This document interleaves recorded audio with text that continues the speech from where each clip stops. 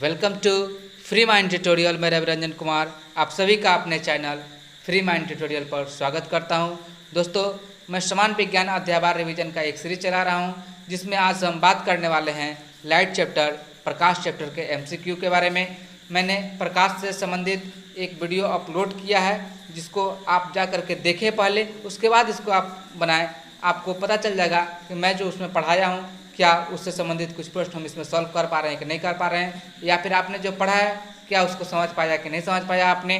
तो सबसे पहले जो प्रकाश से संबंधित मैंने वीडियो पढ़ा करके डाला है, जो पढ़ाया हुआ मेरा है, उसको आप पढ़ लें, उसके बाद एमसीक्यू को बनाएं तो ज़्यादा बेहतर होगा। हम समझते हैं आपके लिए ज़्यादा बेहतरीन होगा। आइए चलते हैं हम पहले प्रश्न की ओर।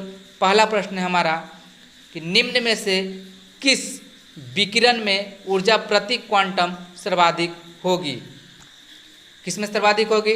ऑप्शन ए 320 से 400 एनएम यानी न्यूटन मीटर, 200 से 280 न्यूटन मीटर, 280 से 320 न्यूटन मीटर, 400 से 600 न्यूटन मीटर।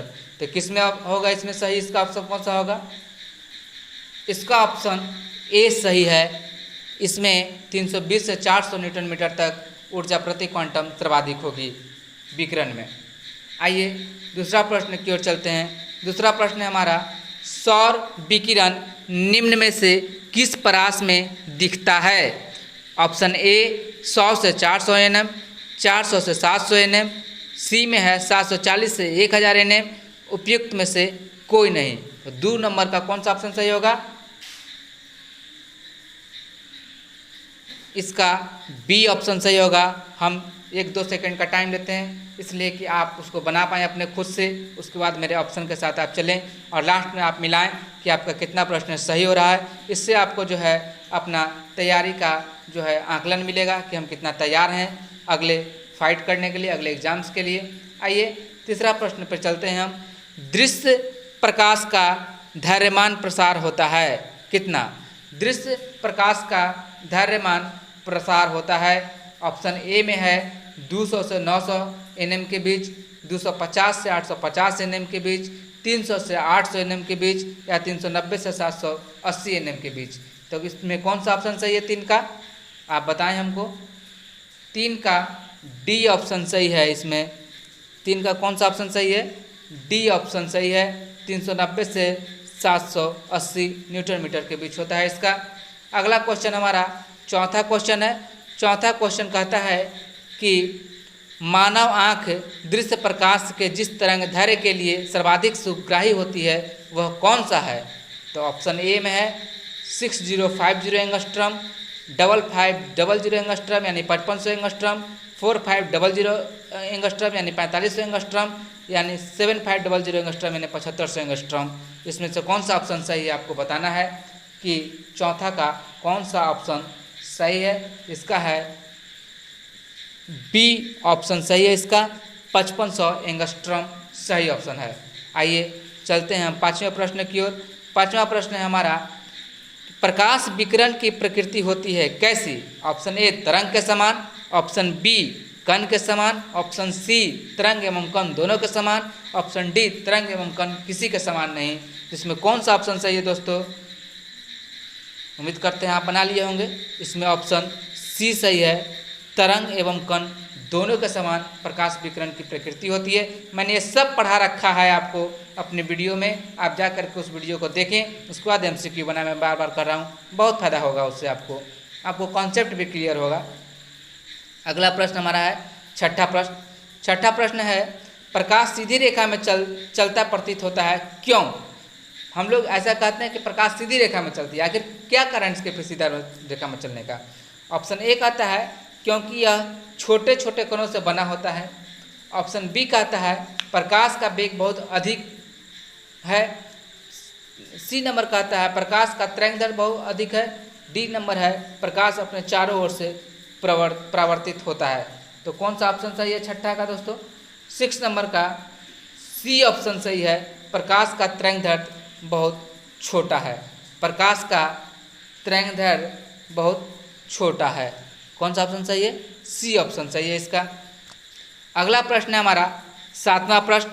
सातवां प्रश्न कहता है कि निम्नलिखित में से कौन सा कथन सत्य है?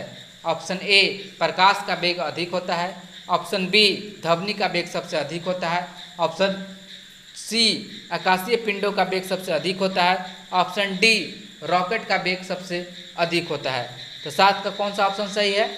7 का ए ऑप्शन सही है हमारा। 7 का कौन सा ऑप्शन सही है? तो 7 का ए ऑप्शन सही है, प्रकाश का वेग अधिक होता है। अगला प्रश्न है हमारा 8वां प्रश्न। 8वां प्रश्न है प्रकाश का शून्य अवकाश में वेग न्यूनतम अनुमानतः है, यानी प्रकाश का शून्य अवकाश में वेग अनुमानतः है 3 × 10⁻10 मीटर प्रति सेकेंड, 3 × 10⁸ मीटर प्रति सेकेंड, 3 × 10⁸ किलोमीटर प्रति सेकेंड, 3 × 10⁸ प्रकाश वर्ष। तो कौन सा ऑप्शन सही है इसका? ऑप्शन बी 3 × 10⁸ मीटर प्रति सेकेंड। क्वेश्चन है कि प्रकाश का वेग शून्य अवकाश में वेग अनुमानतः होता है 3 × 10⁸ मीटर प्रति सेकेंड, यानी कि प्रकाश का वेग जो होता है वह निर्वात में कितना होता है? क्वेश्चन ये पूछ रहा है 3 × 10⁸ मीटर प्रति सेकेंड होता है। अगला प्रश्न है हमारा 9वां प्रश्न। प्रकाश का वेग अधिकतम होता है किस में? हीरे में, पानी में, निर्वात में या हाइड्रोजन में? तो किस में होता है? इसमें निर्वात में होता है। किस में होता है? प्रकाश का वेग निर्वात में अधिकतम होता है, सर्वाधिक होता है।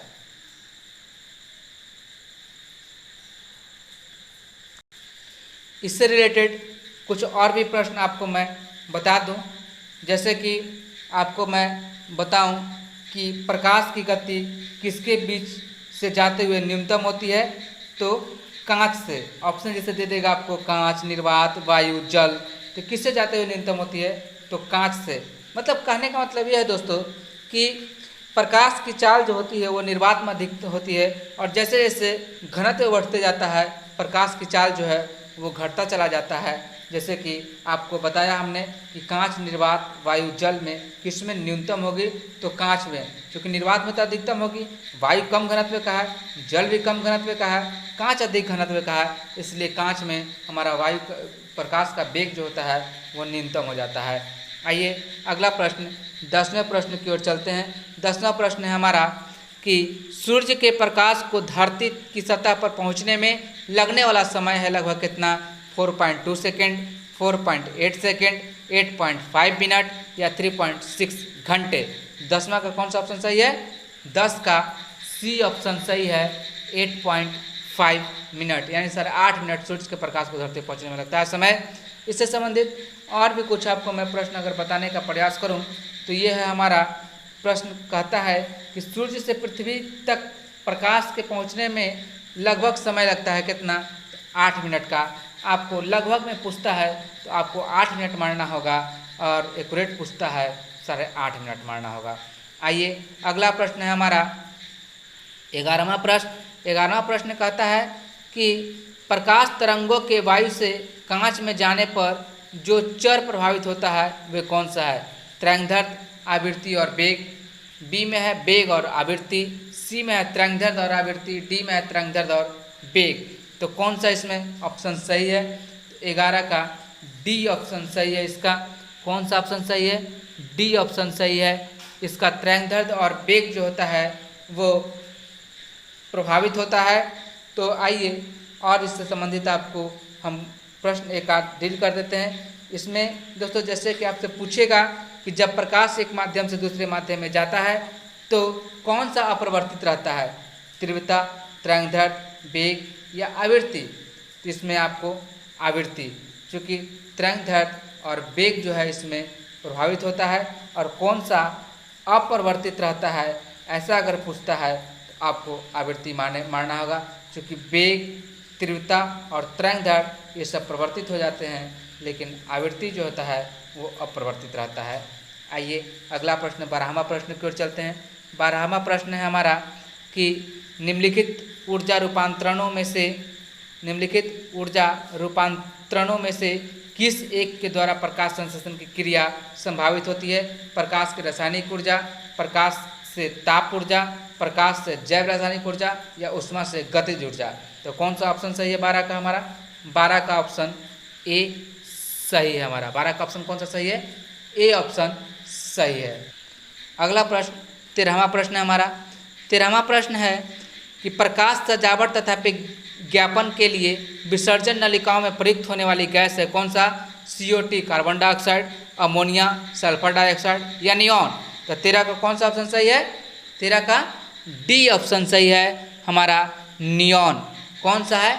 नियॉन। यानी कि सजावट और विज्ञापन के लिए जो हम यूज करते हैं वो कौन सा है? तो नियॉन है। कौन सा है? नियॉन है, होने वाली गैस है नियॉन। आगे हमारा 14वां प्रश्न है, साबुन के पतले झाग में चमकदार रंगों का बनना किस परिघटना का परिणाम है? तो ऑप्शन ए कहता है बहुलित परावर्तन और व्यतिकरण का, बहुलित अपवर्तन और परिक्षेपण का, विवर्तन और परिक्षेपण का, ध्रुवन का। तो किसका है आपको बताना है। 14 का कौन सा ऑप्शन सही है? तो 14 का ए ऑप्शन सही है हमारा, बहुलित परावर्तन और व्यतिकरण का है।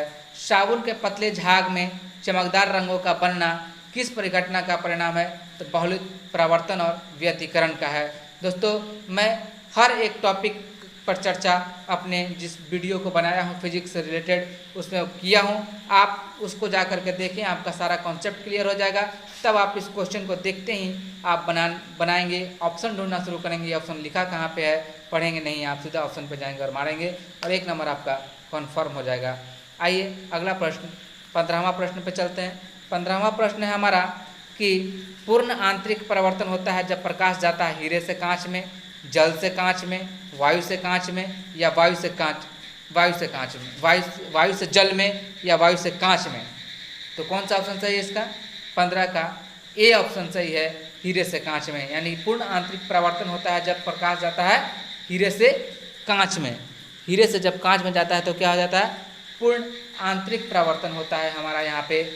आइए अगला प्रश्न है हमारा 16वां प्रश्न है।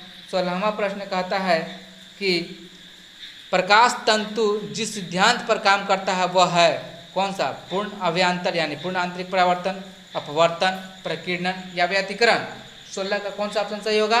16 का ए ऑप्शन सही होगा, पूर्ण आंतरिक परावर्तन, पूर्ण आंतरिक परावर्तन। आइए इससे रिलेटेड आपको मैं उस क्वेश्चन को डील करने का प्रयास करता हूँ, जैसे कि आपसे पूर्ण आंतरिक परावर्तन पर संबंधित और भी प्रश्न बनते हैं, जैसे किस परिघटना का उपयोग ऑप्टिकल फाइबर में किया जाता है? तो पूर्ण आंतरिक परावर्तन का।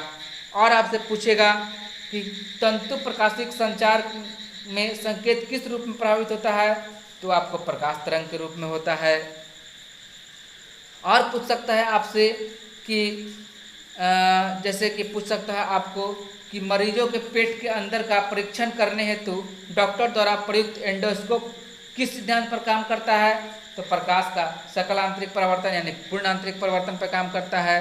क्वेश्चन दोस्तों वही रहता है, सिर्फ आपका लैंग्वेज बदल जाता है। आपको समझना पड़ेगा कि इस चीज़ का प्रयोग कहाँ कहाँ होता है। मैं वही बताने का प्रयास कर रहा हूँ कि ये इससे रिलेटेड पूर्ण आंतरिक परावर्तन से रिलेटेड क्या क्या सब क्वेश्चन बन सकता है। आपसे पूछ सकता है एक एंडोस्कोप है तो इनमें से कोई नहीं, क्योंकि इसमें जो ऑप्शन देगा आपको संकीर्ण दूरदर्शी, कैमरा का प्रकार, सरल सूक्ष्मदर्शी, तो इसमें से कोई भी नहीं एंडोस्कोप। एंडोस्कोप एक प्रकार का दोस्तों क्या है? तो एक कैमरे का प्रकार कहना गलत होगा। इसमें एक लंबी, पतली और लचीली नली होती है जिसके प्रकाश और एक वीडियो कैमरे की व्यवस्था होती है।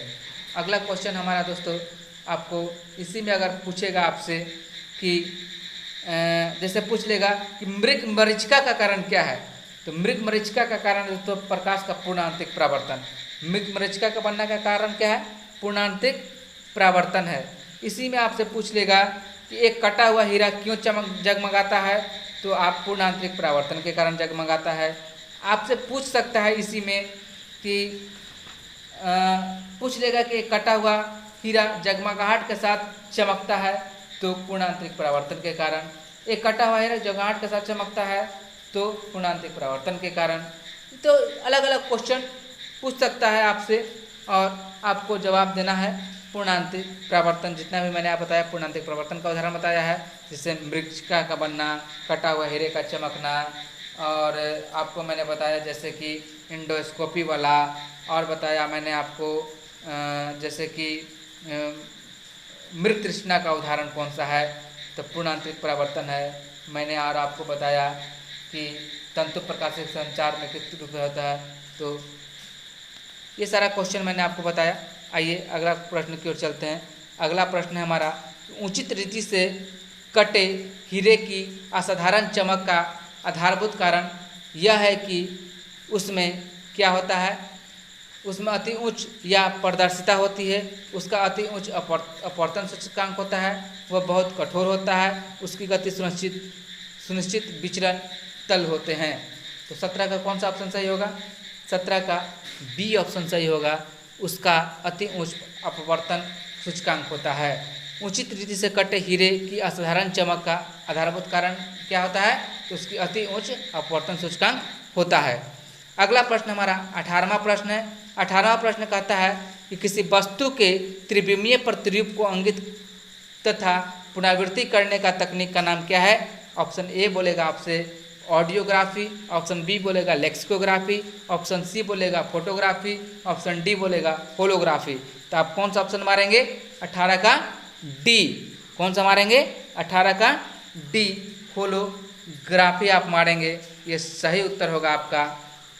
इसी से रिलेटेड आपको अगर अगला प्रश्न आपको बताएं इससे रिलेटेड कि त्रिविमीय चित्र लेने के लिए निम्न से किसका प्रयोग करते हैं? आपको ऑप्शन जैसे दे देगा फोटोग्राफी का, होलोग्राफी का, रेडियोग्राफी का, या इसमें से किसी का नहीं। तो आप क्या मारेंगे?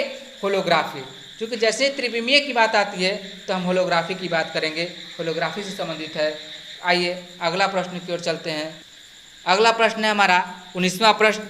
19वां प्रश्न है, एक इलेक्ट्रॉनिक पुंज को फास्फोरस कोटेड पर्दे पर फोकस कर प्रतिबिंबों को पर्दे पर जनित करना क्या कहलाता है? ऑप्शन ए आपको दे देगा मास्टर स्कैन कहलाता है, टोटल स्कैन कहलाता है, रोस्टर स्कैन कहलाता है, या फिर रडार स्कैन कहलाता है। तो 19 का कौन सा ऑप्शन सही मारेंगे? 19 का सी ऑप्शन सही हो जाएगा, रोस्टर स्केल कहलाता है। कौन सा स्केल कहलाता है?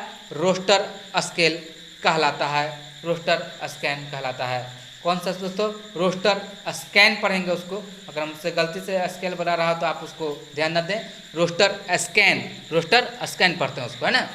अगला क्वेश्चन हमारा 20वां प्रश्न है। 20वां क्वेश्चन हमारा कहता है रमन प्रभाव का प्रकाश की उन किरणों से संबंध है जो आर पार जाती है। ऑप्शन ए केवल द्रवों के, ऑप्शन बी केवल प्रिज्मों के, ऑप्शन सी केवल हीरो के, ऑप्शन डी सभी पारदर्शी माध्यम के। तो 20 का कौन सा ऑप्शन सही है दोस्तों? 20 का डी ऑप्शन सही होगा आपका, सभी पारदर्शी माध्यम के। अगला क्वेश्चन है 21वां क्वेश्चन हमारा, ध्वनि के पुनरुत्पाद यानी रिप्रोड्यूसिंग के लिए एक सीडी यानी कॉम्पैक्ट डिस्क ऑडियो प्लेयर में प्रयुक्त होता है क्या? Quartz crystal, titanium needle, laser beam, या बेरियम टाइटेनियम सिरेमिक। किसका उपयोग होता है? 21 का सी ऑप्शन आपका सही होगा, लेज़र बीम का प्रयोग होता है। इसमें किसका प्रयोग होता है? लेज़र बीम का प्रयोग होता है। आपको इसी से संबंधित एक आध क्वेश्चन और बता दें अगर आपको कि जब एक सीडी यानी ऑडियो एवं वीडियो प्रणाली में प्रयुक्त होने वाली कॉम्पैक्ट डिस्क सूर्य के प्रकाश में देखी जाती है तो इंद्रधनुष के समान रंग दिखाई पड़ते हैं। इसका क्या कारण है? इसका कारण है दोस्तों परावर्तन एवं विवर्तन की परिघटना के आधार पर, परावर्तन एवं विवर्तन के परिघटना के आधार पर ऐसा ये होता है। तो आपको अगला क्वेश्चन है हमारा 22वां क्वेश्चन। 22वां क्वेश्चन कहता है कि दूरदर्शन के संकेत एक निश्चित दूरी के बाद नहीं मिल सकते हैं, क्यों? संकेत की दुर्बल होना, एंटीना दुर्बल होना, वायु संकेत को शोषित कर लेती है, या फिर पृथ्वी की सतह वक्राकार है। इसका कौन सा ऑप्शन सही हो जाएगा? 22 का डी ऑप्शन सही हो जाएगा। पृथ्वी का आकार जो है वो वक्राकार है, इसलिए एक निश्चित दूरी के बाद हमारा जो है दूरदर्शन का संकेत नहीं मिल पाता है। तो ये कारण है पृथ्वी की सतह का वक्राकार। अगला क्वेश्चन है हमारा 23वां क्वेश्चन। 23वां क्वेश्चन कहता है दूरदर्शन प्रसारण में श्रव्य संकेतों का प्रेषण करने के लिए प्रयुक्त तकनीक है कौन सा? ऑप्शन ए है आपका आयाम मॉडुलन, ऑप्शन बी है आपका आवृत्ति मॉडुलन, ऑप्शन सी है स्पंदन कूट मॉडुलन, और ऑप्शन डी है काल विभाग बहुसंकेतन। तो 23 का कौन सा ऑप्शन सही होगा? 23 का बी ऑप्शन सही होगा। इसमें हमारा आवृत्ति मॉडुलन है। 24 का कौन ऑप्शन सही होगा? इसमें प्रश्न क्या कहता है कि पूर्ण सूर्य ग्रहण के दौरान सूर्य को सीधी देखने से आँख में अपरिवर्तनीय क्षति पहुँचती है। रेटिना का जलना सूर्य की किरणों के निम्न घटनाओं में से किस एक के कारण होता है? तो ऑप्शन ए देता है ताप के कारण होता है ऐसा, बी कहता है इंद्रधनुषीय प्रकाश के कारण होता है, सी कहता है अल्ट्रावायलेट प्रकाश के कारण होता है, डी कहता है इंफ्रारेड प्रकाश के कारण होता है। तो 24 का कौन सा ऑप्शन सही होगा दोस्तों? 24 का सी ऑप्शन सही होगा, अल्ट्रावायलेट प्रकाश के कारण ऐसा हमारा होता है कि सूर्य को हम अगर सूर्य ग्रहण के समय सीधा देखते हैं तो हमारे आंखों को क्षति पहुंचाता है, क्योंकि उस सूर्य ग्रहण में जो होता है वो अल्ट्रावायलेट रे प्रकाश जो है वो रिलीज होता है, इसलिए हमारे आंखों को वो क्षति पहुंचाता है। अगला क्वेश्चन है हमारा 25वां क्वेश्चन। 25वां क्वेश्चन कहता है कि किसी तारे का रंग दर्शाता है, बहुत बहुत से पूछा जाने वाला क्वेश्चन है। किसी तारे का रंग दर्शाता है उसकी पृथ्वी से दूरी, उसका ताप, उसकी ज्योति, उसकी सूर्य से दूरी। तो कौन सा 25 का ऑप्शन सही हो जाएगा? 25 का बी ऑप्शन सही हो जाएगा। तारे का रंग जो है उसका ताप का सूचक होता है दोस्तों। तारे का जो रंग होता है उसके ताप को दर्शाता है। अगला क्वेश्चन है हमारा 26वां क्वेश्चन। कहता है वायुमंडल में प्रकाश के विसरण का कारण क्या है? ऑप्शन ए आपको देगा CO2 कार्बन डाइऑक्साइड, बी में देगा धूलकण, सी हीलियम, डी जलवाष्प। आप कौन सा ऑप्शन मारेंगे इसका? तो 26 का बी इसका सही ऑप्शन है, धूलकण। कौन सा है? धूलकण। प्रकाश के वितरण का कारण क्या है? धूलकण। अगला क्वेश्चन 27वां क्वेश्चन है हमारा। प्रकाश का रंग निर्धारित होता है इसके आयाम से, इसके तरंगदैर्घ्य से, इसके तीव्रता से या इसके वेग से। तो 27 का कौन सा ऑप्शन सही होगा? 27 का बी ऑप्शन सही होगा। इसके तरंगदैर्घ्य से हम लोग जो है प्रकाश के रंग का निर्धारण करते हैं। इसी से रिलेटेड आपको अगर मैं एक दो क्वेश्चन और डील कर दूं तो आप देखें कि जैसे कि निम्न में से किस रंग का सबसे लंबा तरंगदैर्घ्य होता है? आपको ऑप्शन देगा हरा, पीला, नीला, लाल। तो आपको लाल मारना है। लाल रंग का तरंगदैर्घ्य जो है सबसे अधिक होता है। क्यों? क्योंकि जिसका मान जो होता है वो 4 × 10⁻⁵ सेंटीमीटर का होता है। तरंगदैर्घ्य कम होता है ना। लाल रंग का तरंगदैर्घ्य सबसे अधिक होता है, जिसका मान कितना होता है? सबसे अधिक 7.5 × 10⁻⁵ सेंटीमीटर होता है। लेकिन बैगनी रंग का तरंगदैर्घ्य सबसे कम होता है, जिसका मान 4 × 10⁻5 सेंटीमीटर होता है। मैंने आपको पहले ही बताया कि सबसे कम जिसका होता है वो 4 × 10⁻5 सेंटीमीटर होता है। तो हमारा सबसे अधिक तरंगदैर्घ्य होता है जिसका मान 7.5 × 10⁻5 सेंटीमीटर का होता है। हमारा अगला प्रश्न है हमारा 28वां प्रश्न है। 28वां प्रश्न कहता है कि निम्नलिखित में से किस में उच्चतम ऊर्जा होती है? तो क्या मारेंगे? नीला प्रकाश, हरा प्रकाश, लाल प्रकाश या पीला प्रकाश। उच्चतम ऊर्जा किस में होता है? हमारा 28 प्रश्न का कौन सा जवाब सही है? 28 का ए ऑप्शन सही है। 28 का ए ऑप्शन सही होता है। अच्छा दोस्तों, इससे पहले मैंने कहा था प्रकाश का रंग निर्धारित होता है किससे? तो तरंगदैर्घ्य से। तो इसमें और आपको मैंने जैसे बताया किस रंग का सबसे अधिक तरंगदैर्घ्य होता है तो लाल रंग का होता है। और अगर आपको मैं बता दूं कि और आपसे अगर मैं बात कर लूं कि सबसे कम वेवलेंथ यानी तरंगदैर्घ्य वाला प्रकाश कौन सा होता है? तो बैगनी होता है। और आपको अगर मैं बात करूं इसमें कि दृश्य वर्णक्रम में सबसे कम तरंगदैर्घ्य वाला रंग कौन सा है? तो बैगनी है। यानी सबसे कम तरंगदैर्घ्य बैगनी का, सबसे अधिक तरंगदैर्घ्य किसका? तो लाल रंग का होता है। हमारा अगला प्रश्न 29वां प्रश्न है। 29वां प्रश्न कहता है कि हमें वास्तविक सूर्योदय से कुछ मिनट पूर्व ही सूर्य दिखाई देने का कारण क्या है? ऑप्शन ए में है प्रकाश का प्रकीर्णन, प्रकाश का विवर्तन, प्रकाश का पूर्ण आंतरिक परिवर्तन या प्रकाश का अपवर्तन। 29 का कौन सा ऑप्शन सही होगा? 29 का डी ऑप्शन सही होगा, प्रकाश का अपवर्तन। दोस्तों इसलिए कि अपवर्तन जो होता है तो सूर्य अपनी वास्तविक स्थिति बदल लिया होता है, लेकिन सूर्य हमको उसी स्थिति पर दिखाई देता है। क्यों ऐसा होता है? क्योंकि अपवर्तन के कारण, जैसे कि आपको छोटा सा एक उदाहरण दें कि पानी में अगर भरी बाल्टी में अगर सिक्का डालते हैं तो सिक्का उठा हुआ प्रतीत होता है, लेकिन क्या होता है? सूर्य तो डूब जाता है, लेकिन हमारा क्या होता है? वो सूर्य अपवर्तन के कारण जो है उठा हुआ दिखाई देता है। सूर्य जबकि डूब के नीचे चला जाता है और अपवर्तन के कारण वह ऊपर उठा हुआ दिखाई देता है। इसलिए हमको लगता है कि सूर्य जो है दिख रहा है, लेकिन सूर्य जो है कुछ मिनट तक सूर्य दिखाई देता है, सूर्योदय के बाद भी या सूर्य अस्त के बाद भी दिखाई देता है। दोनों घटना में ये काम करता है प्रकाश का अपवर्तन। तो दोस्तों ये जो है हमारा अपवर्तन का एक कारण है, आपको मैंने बताया भी कि क्यों ऐसा होता है। अगला क्वेश्चन है हमारा 30वां क्वेश्चन। 30वां क्वेश्चन कहता है सूर्य के प्रकाश के अदृश्य भाग से प्रकाश संश्लेषण किया जाता है किससे? तो वृक्षों द्वारा, कवक द्वारा, बैक्टीरिया द्वारा या फफूंद द्वारा। इसका कौन सा ऑप्शन सही होगा? ऑप्शन सी, बैक्टीरिया के द्वारा जो है हम सूर्य के प्रकाश के अदृश्य भाग में जो है संश्लेषण करते हैं। जहाँ सूर्य का प्रकाश नहीं पहुँचता है वहाँ हम संश्लेषण कैसे करते हैं? तो बैक्टीरिया के माध्यम से करते हैं। दोस्तों वेरी मोस्ट इंपॉर्टेंट क्वेश्चन, आप इसको ध्यान रखेंगे। अगला प्रश्न है हमारा 31वां प्रश्न। 31वां प्रश्न कहता है कि आकाश का नीला रंग इस कारण होता है। ऑप्शन ए देगा आपको प्रकाश का प्रकीर्णन, प्रकाश का परिक्षेपण। ऑप्शन देगा अगला प्रकाश का व्यतिकरण। अगला ऑप्शन दे देगा सूर्य द्वारा नीले प्रकाश का अन्य रंगों की तुलना में अधिक उत्सर्जन। तो अब क्या मारेंगे दोस्तों? इसमें ऑप्शन ए सही होगा, प्रकाश का प्रकीर्णन के कारण जो है आकाश का रंग नीला दिखाई देता है। मैं ये पढ़ा रखा है, आप उस वीडियो को जा करके देखें, आपको और क्लियर हो जाएगा और सारा का सारा चीज़ समझ में आएगा, तभी MCQ आपको समझ में आ